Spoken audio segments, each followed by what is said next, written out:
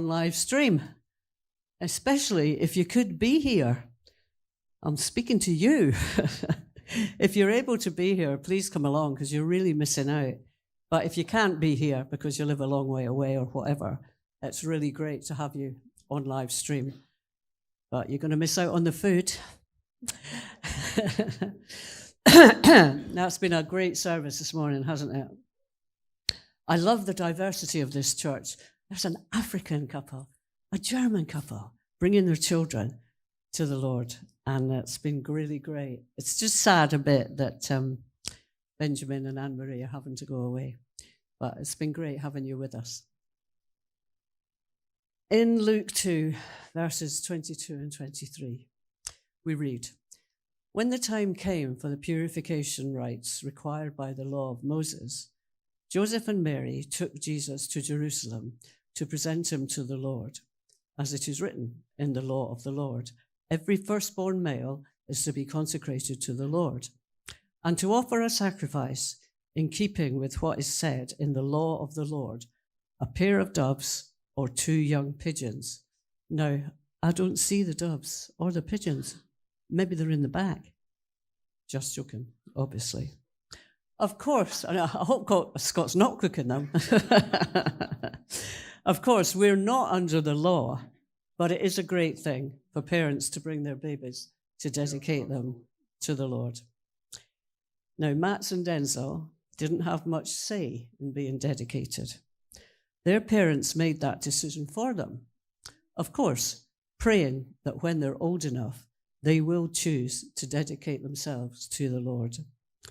In Ephesians 6 and verse 4, it says, "Bring your children up in the training and instruction of the Lord."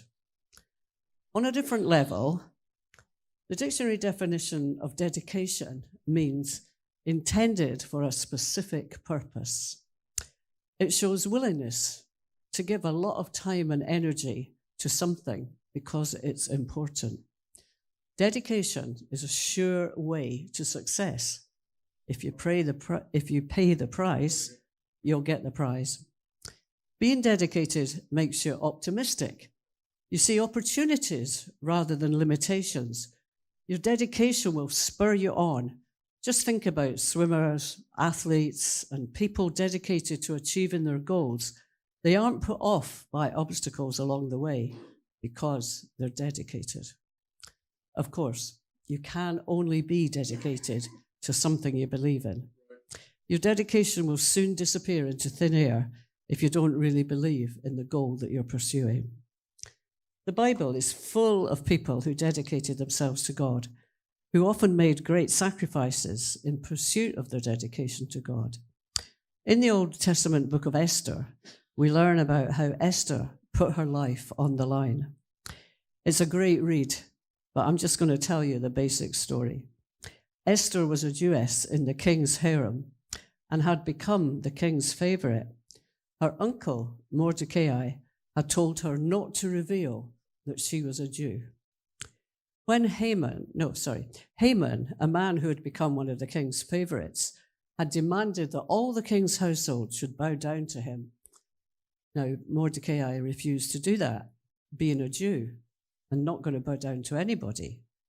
This made Haman angry, and he thought, after he discovered that Mordecai was a Jew, he thought of a plan to get rid of all the Jews.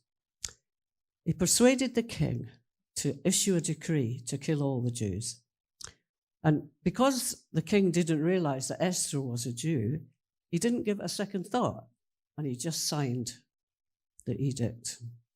When Mordecai heard about this, he knew there was only one thing to do. And in chapter 4, we actually read, "Then Esther summoned T.A.W.G, one of the king's eunuchs, assigned to attend her, and ordered him to find out what was troubling Mordecai and why. Because Mordecai had put on sackcloth and ashes, which is what they did in those days and in that culture, to signify that they were deeply upset about something. So T.A.W.G went out to Mordecai in the open square of the city in front of the king's gate. Mordecai told him everything that had happened to him, including the exact amount of money Haman had promised for the destruction to the royal treasury or the destruction of the Jews. He also gave him a copy of the text of the edict for their annihilation, which had been published in Susa. Do you know, when I read that, I was thinking about what's going on today. I'm not going to get political, but, do you know, people will never get rid of God's people. And he showed him this edict and told him to show Esther and explain it to her. And he told him to instruct her to go into the king's presence to beg for mercy and plead with him for her people. Now, even though Esther was the king's favorite, she couldn't just go into the king's presence without being invited. And if she did go uninvited, there was a great chance that she would be killed. Aren't you glad you don't live in those times?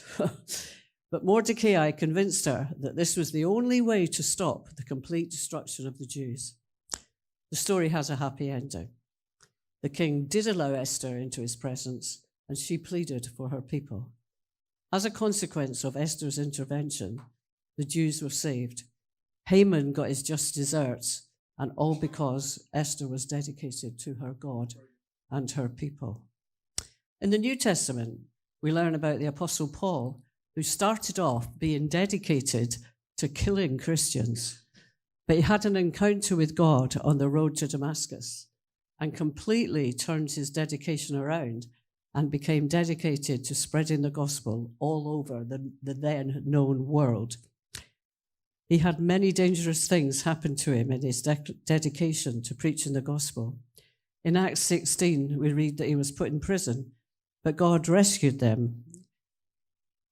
And he had all sorts of other things happen to him, shipwrecks and storms, but God kept him because he was dedicated to him, even though, and this has always astonished me, even though his early career had been dedicated to killing Christians. I'd like to challenge you today. We've all enjoyed seeing these two families make promises to God about bringing up these lovely boys, but what about you? I don't know if you were dedicated as a child or even if your parents brought you up to know and follow God, but you're an adult now and responsible for your own decisions. What are you dedicated to? If you are a Christian, I hope you are dedicated to following God, finding out his will for your life and pursuing that. Unfortunately, not all Christians are dedicated in that way. They're glad they've accepted Jesus and are sure their sins are forgiven, but they don't really want God to interfere with their lives. They have plans and ambitions, but haven't really factored God into the equation. What if God asks them to do something that spoils their great plan for their life? Is that you?